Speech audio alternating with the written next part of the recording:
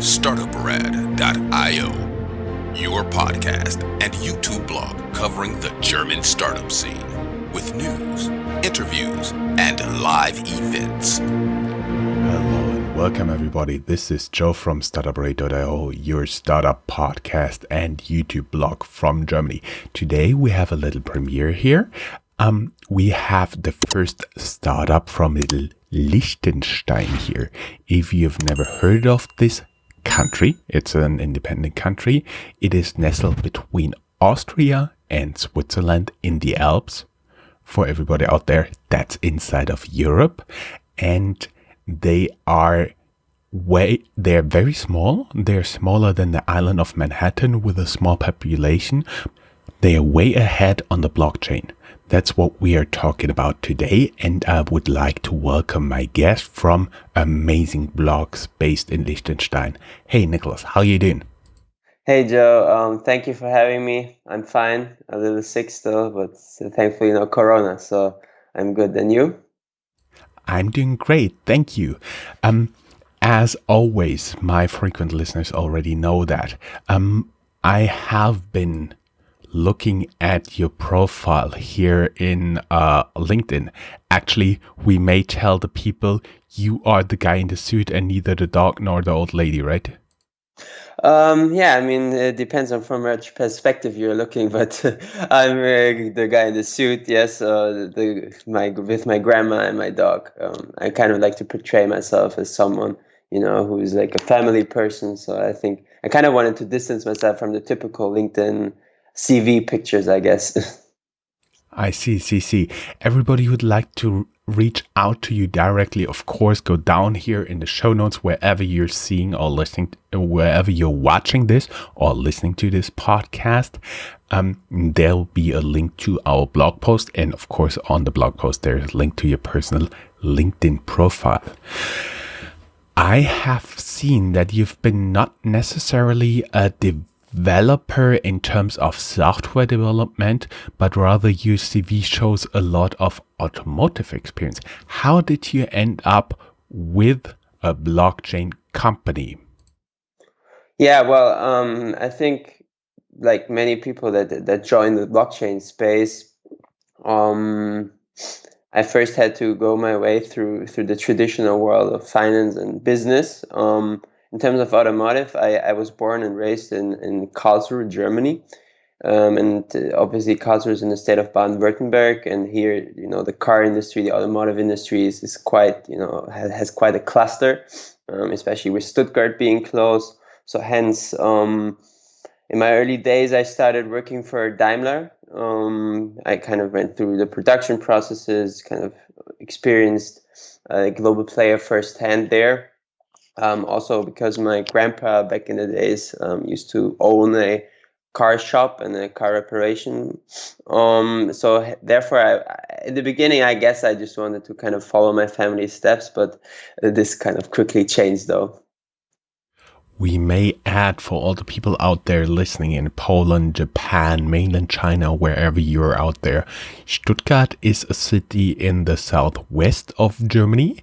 You may not know it personally, but you know products coming from there. Like companies are headquartered there, like Bosch, Mercedes-Benz, aka Daimler, because the company behind it is called Daimler-Benz, as well as Porsche. So you can already see, oh yeah, there is a big manufacturing cluster there. Actually, from the information I have, it's the biggest machine building and automotive cluster in the whole world. So Karlsruhe, I would count it in the Stuttgart bucket there within the cluster, and that totally makes sense that you've been working in automotive.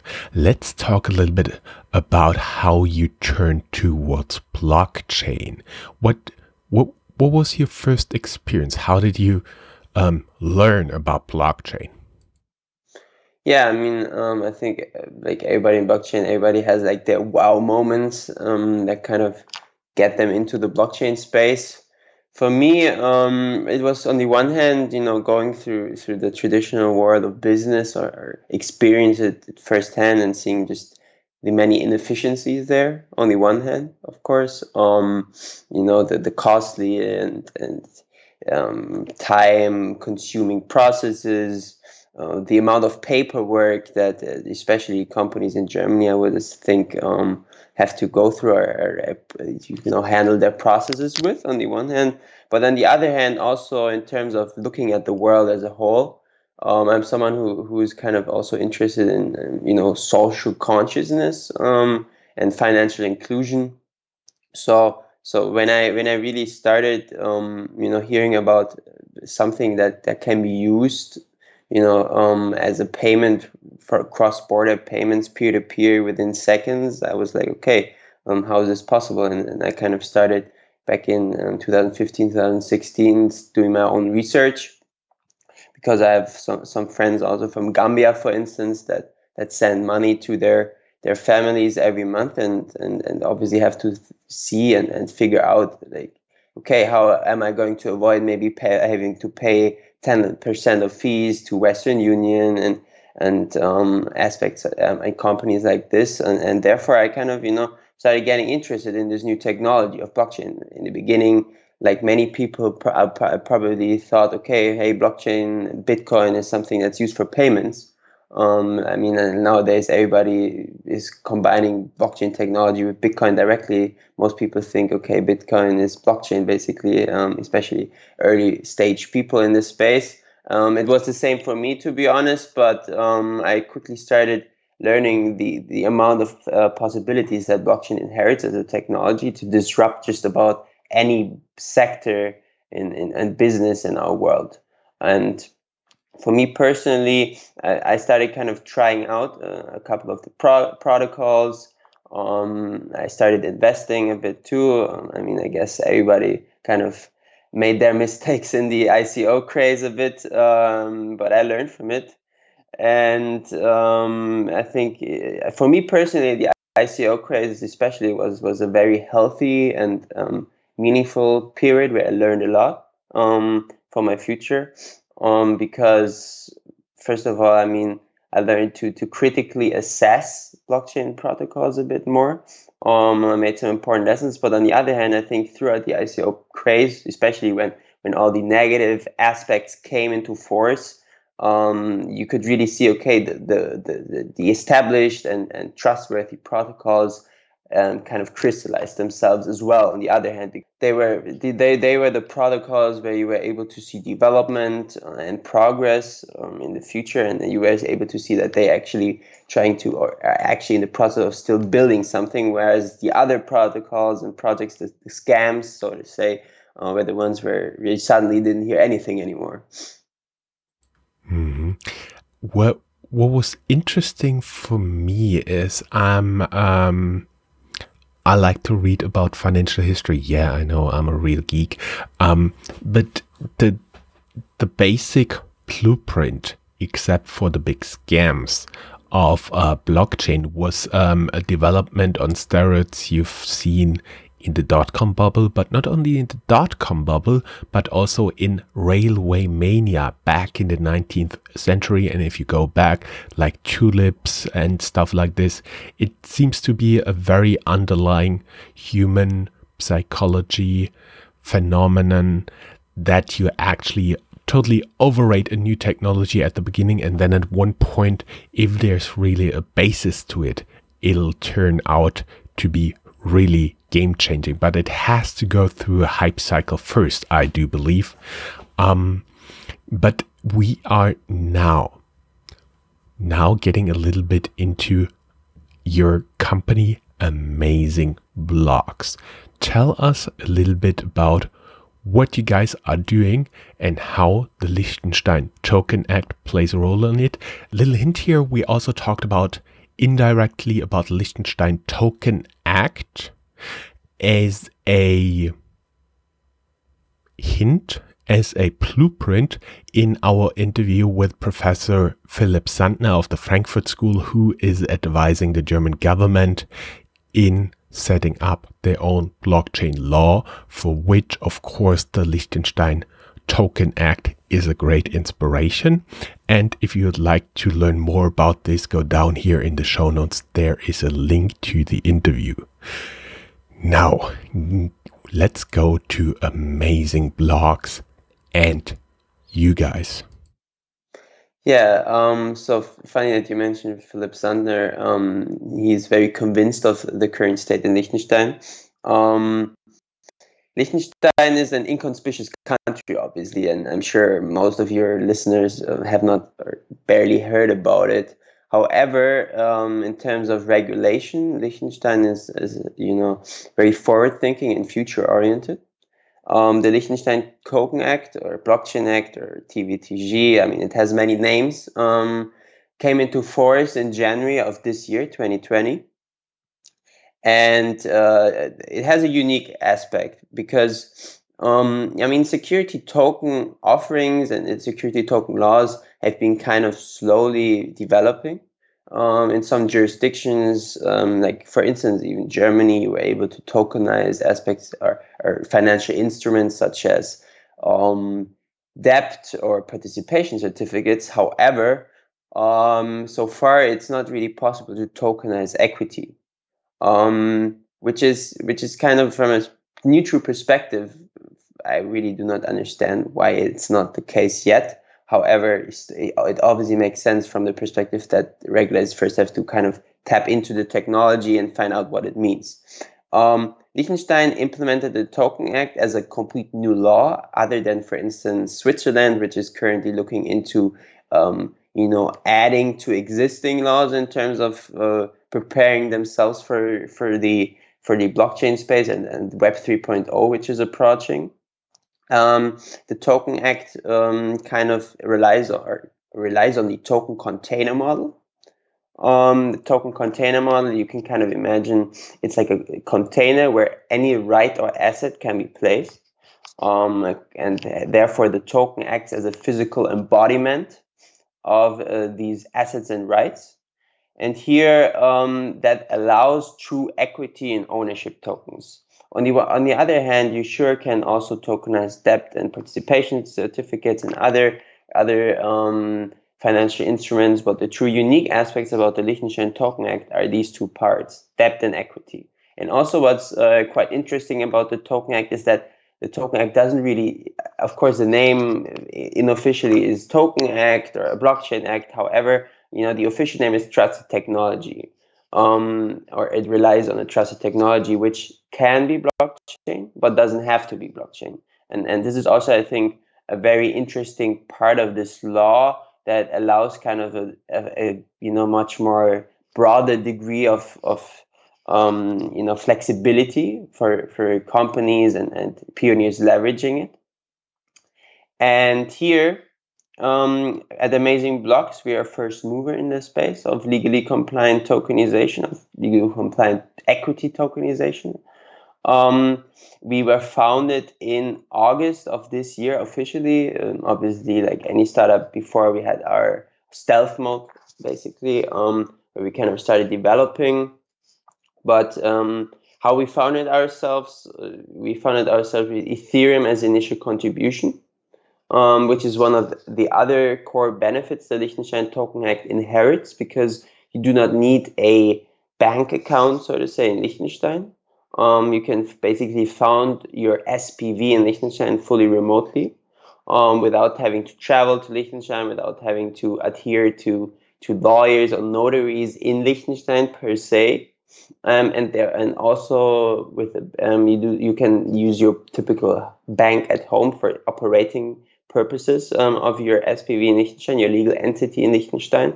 And this is what we did to ourselves. And this can also be verified on Etherscan, this transaction. And subsequently after this, we also generated our first equity tokens of the Amazing Blocks equity tokens, which can also be verified on Etherscan as well. For the listeners, you can all find this on my LinkedIn profile. I'm also the writer at Amazing Blocks, so therefore there's a lot of information there. But yeah, I mean, the Liechtenstein Token Act just kind of is a perfect demonstration of a sure, a small regulator like Liechtenstein. I think Liechtenstein has a population of around 50,000. But this just clearly shows that these small regulators just have the chance to adapt far more quickly to the ever-changing world of technology than for instance, jurisdictions like the US or the EU, which sure kind of drafted MiCA a couple of weeks ago. However, especially a lot of the newly drafted laws in this world are actually using Liechtenstein as a role model. A small country leading the world. I like that. We have listeners from more than 180 countries out there. Just between you, me, and a few 10,000s of listeners.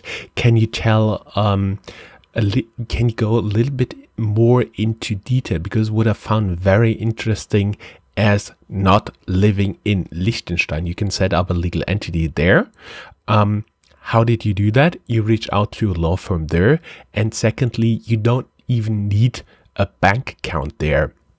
My question would be, could you also work like with an American, with a Chinese bank account, or does it have to be in the European Union? Yeah, I mean, this is a good question. The benefit of Liechtenstein is that Liechtenstein has EU passporting as being a member of the European Economic Area. Therefore, as correctly stated, a European bank account is not an issue. China and the US is a little tricky here, obviously, especially in the US. The SEC is paying a lot of attention and being very careful and very hesitant. From a theoretical perspective, it is possible to leverage the Token Act from any jurisdiction in the world. But I would highly suggest before kind of, especially when you come from the US or China, these two conglomerates on each side of the world, you kind of have to be a bit careful because sure, you have EU passporting with the Liechtenstein Token Act. Sure, it's a law that is applicable in any country or that kind of is verifiable or verified in any country in the world.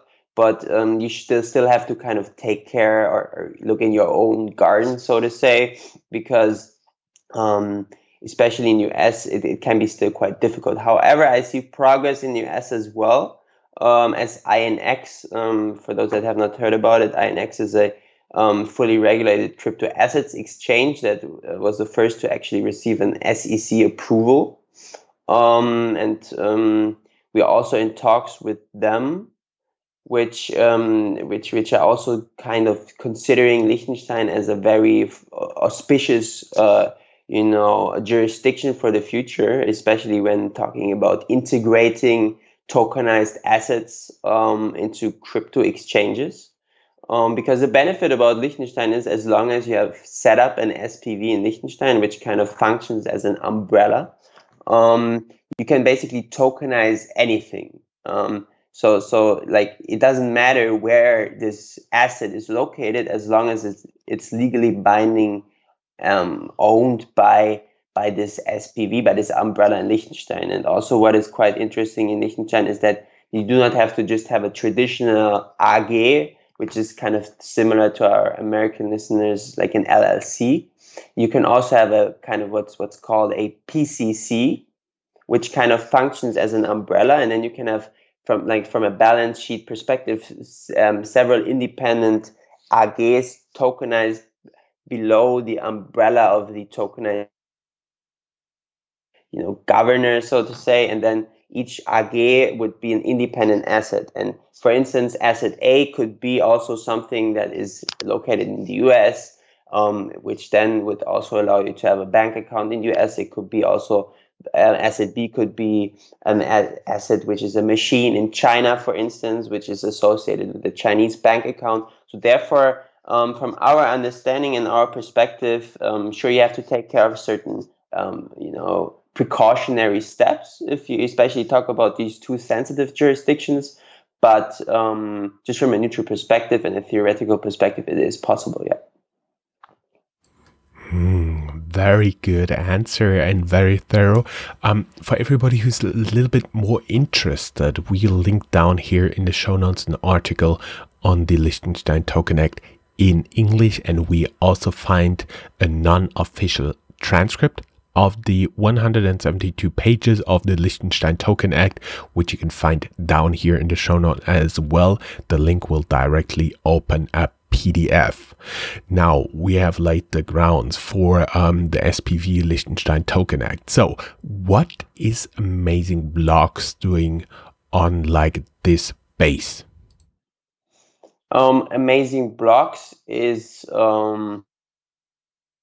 first mover in Liechtenstein.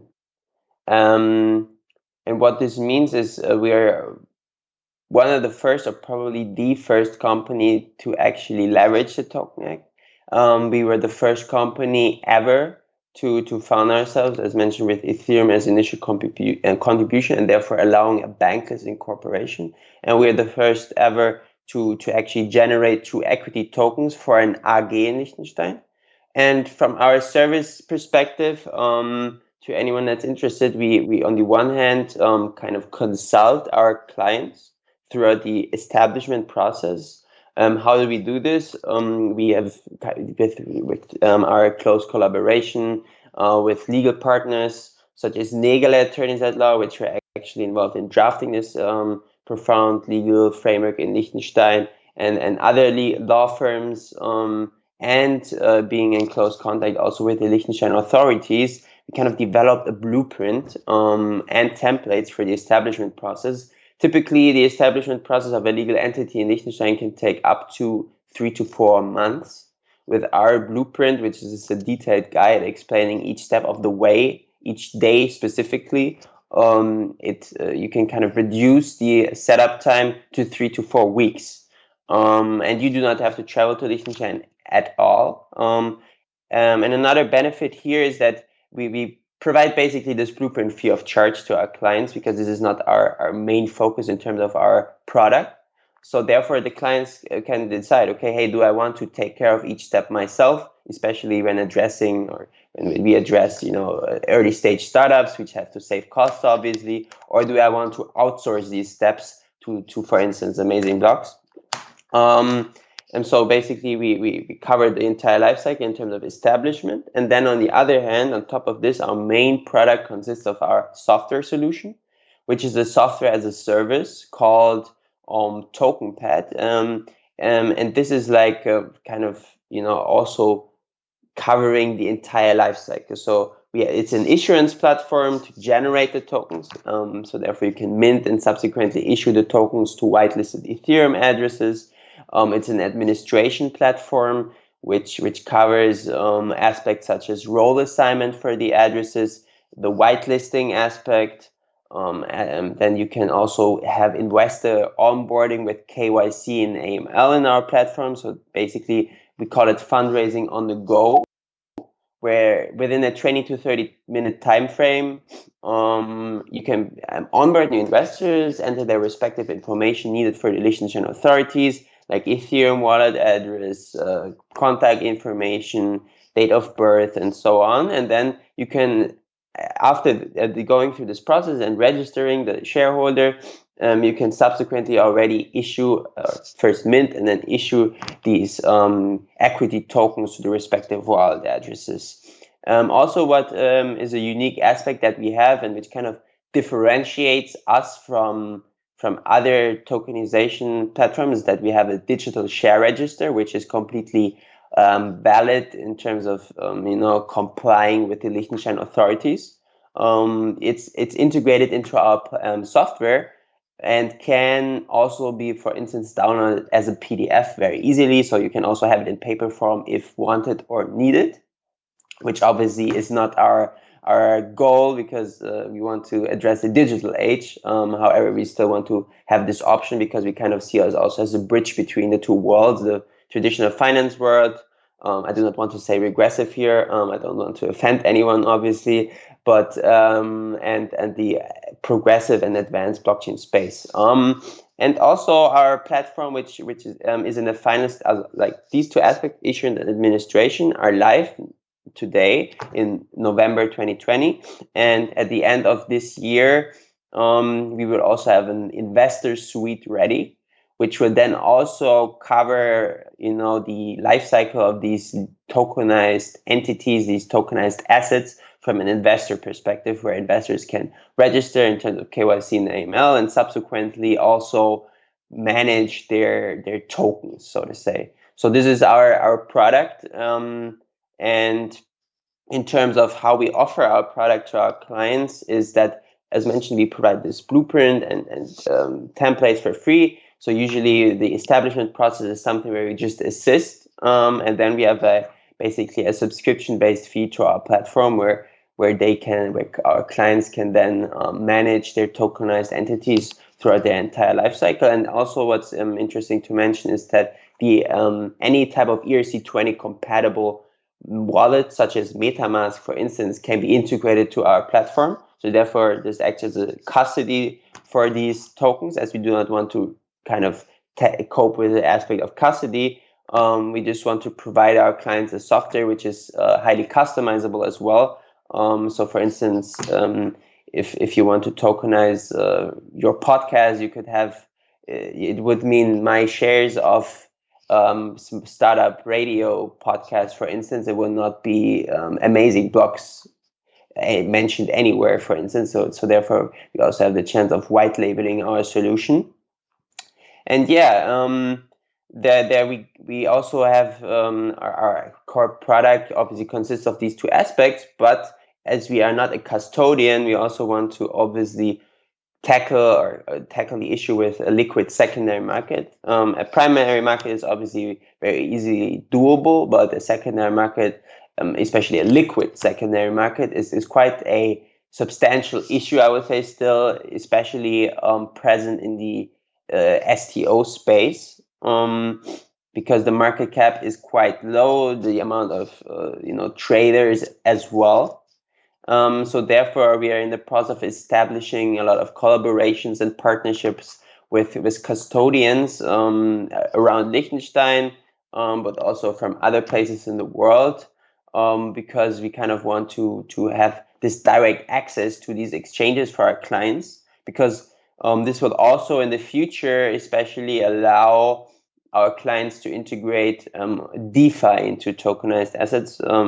For those that may not know DeFi is decentralized finance, one of the latest trends in the blockchain space. You can kind of compare it right now to the early stages of the ICO craze, I would say, with a lot of interesting projects emerging on the one hand, but also a lot of scams emerging. But DeFi is very promising. And here, even these tokenized assets could be in the future integrated as collateral, for instance.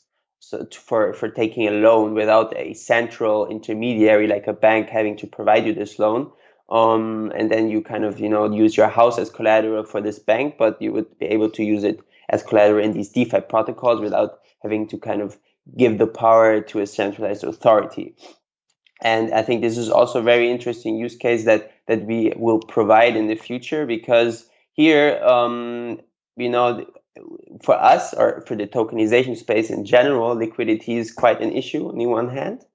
And also for the DeFi space, liquidity is still an issue. And therefore, by being able to kind of bridge these worlds, to speak in these terms again, we will be able to integrate reward assets, which is $1 trillion market, obviously, into these protocols, which would then in turn allow a much more liquid market for these DeFi protocols, but also allow us to kind of create a complete, complex, and healthy secondary market in the future. We may add that Amazing Blogs, the reason you're here, was a participant in the Crypto Asset Conference, which is of course organized by our favorite Philipp Sandner. We are producing this, by the way, in media partnership. That's why you saw the logo in the beginning. When you've been talking, I was taking some notes, and actually what I found interesting is the secondary market, that you try to provide some liquidity. For everybody who's not familiar with the capital markets, there's some securities out there, you can trade easily. You will always find a seller and a buyer for Apple. But if you, on the other hand, have bonds that mature in 2030 from the city of Munich, it may be a lot harder. So they are already securities who lack liquidity, but for those, it makes more sense to put them on blockchain to lower the administrative burden. People may not know, but when we're talking about custodian, we're not talking about a legal custodian who takes care of a child. We're talking about a legal entity, some specialized type of bank that is actually safekeeping the security, the assets of the people who deposit them there. And finally, what I wrote down is when you talked about like collateralization. So basically you can put something in a legal entity, tokenize it, and then hand out those tokens.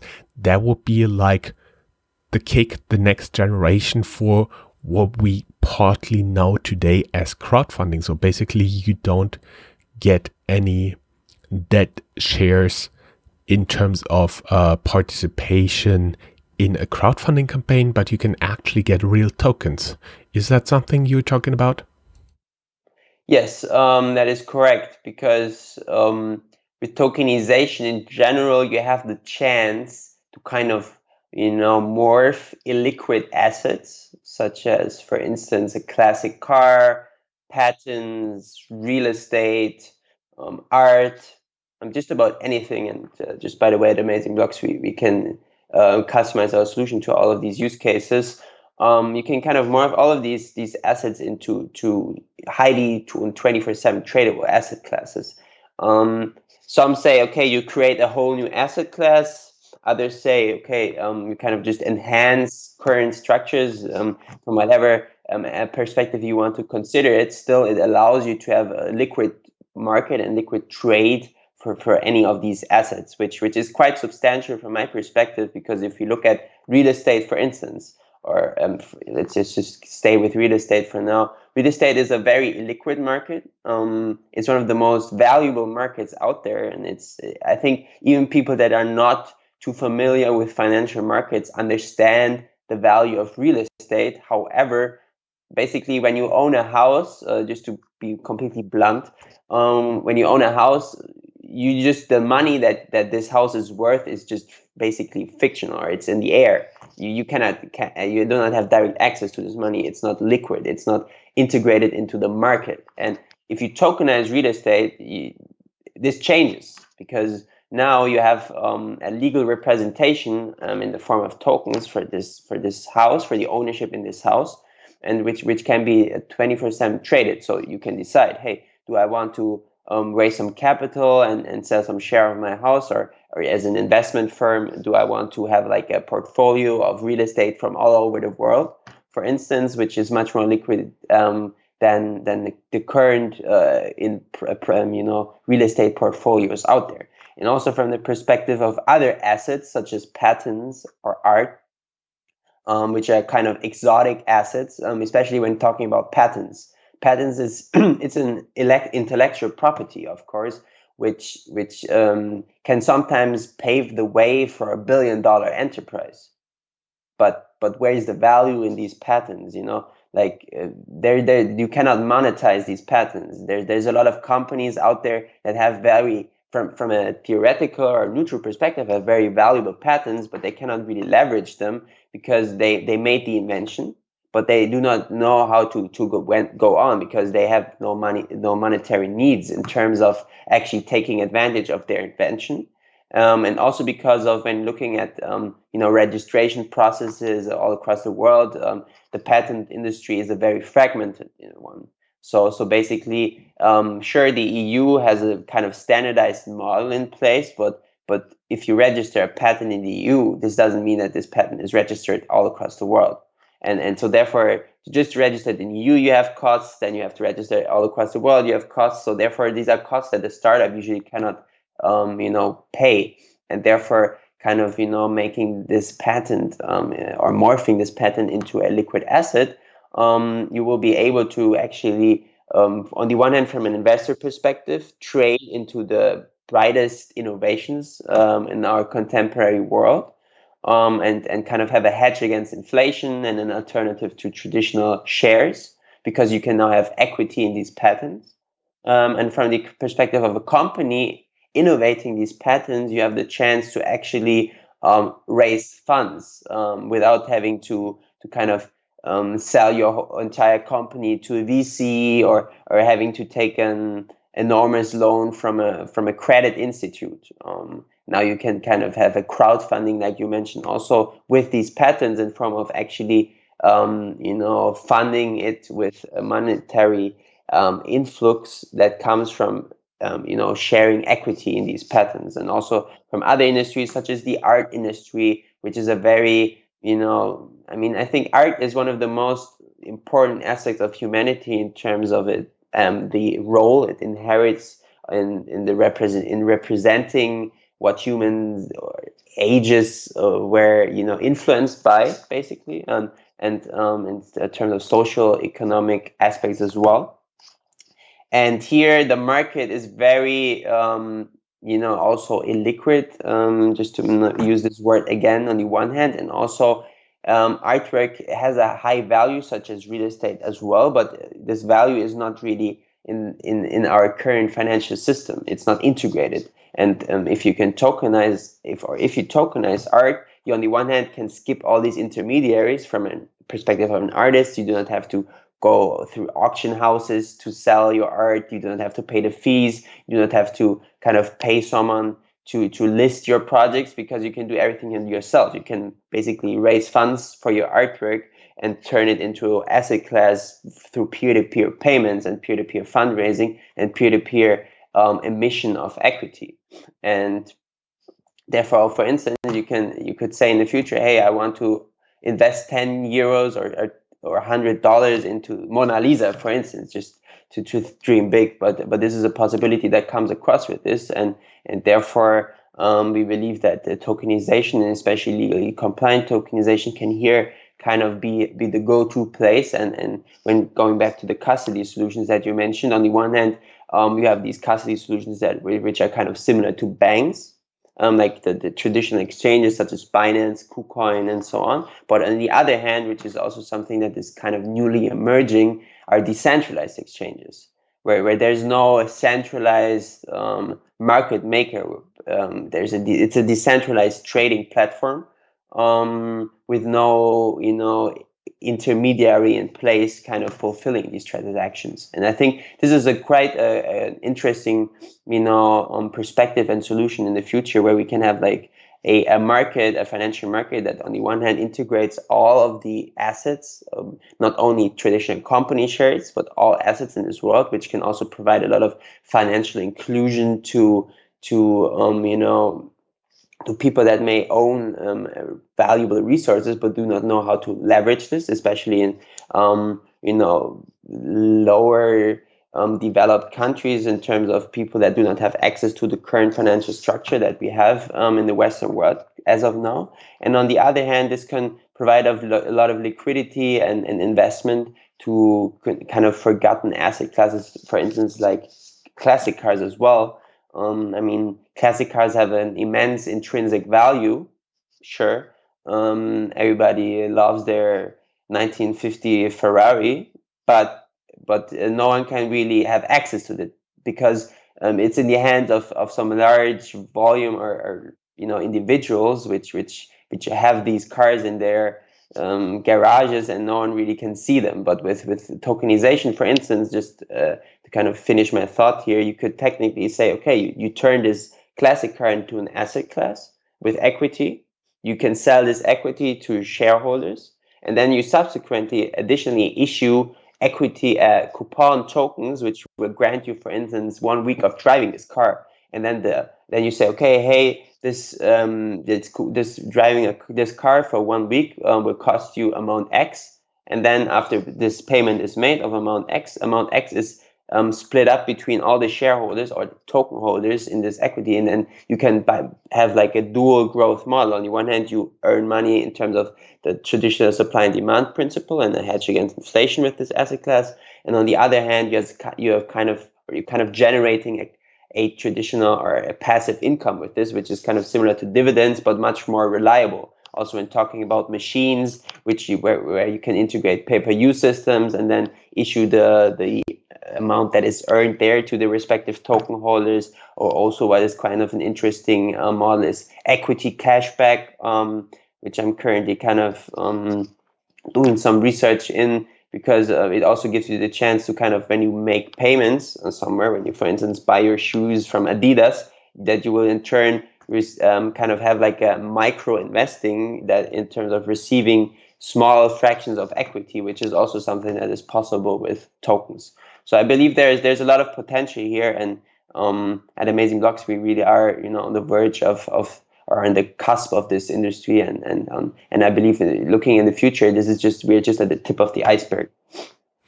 When you've been talking, I didn't mean to interrupt you, but just one word answer.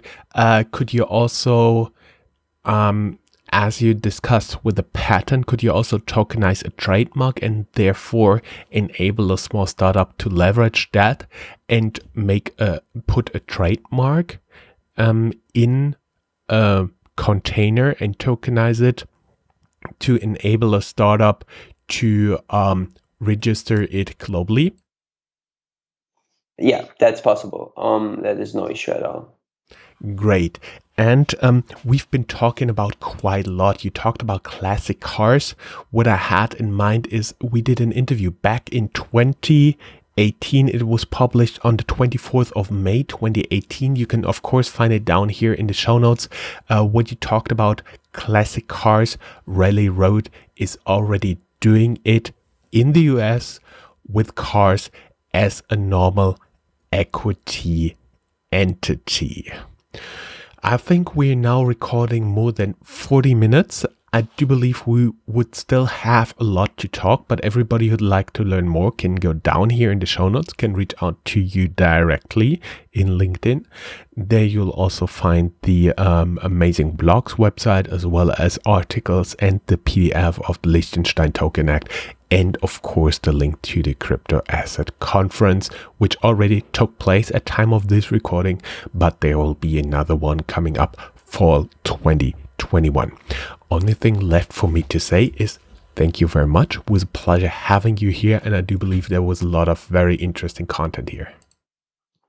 Thank you, Joe. Also from my side, it's great to be here, and thank you for this opportunity you provided us. I love what you're doing with your podcast, kind of providing a platform to these young startups and enabling them to kind of speak to the world. So again, thank you very much. And anyone that's interested in finding out more, feel free to reach out to me. Thank you. That's all, folks. Find more news, streams, events, and interviews at www.startuprad.io. Remember, sharing is caring.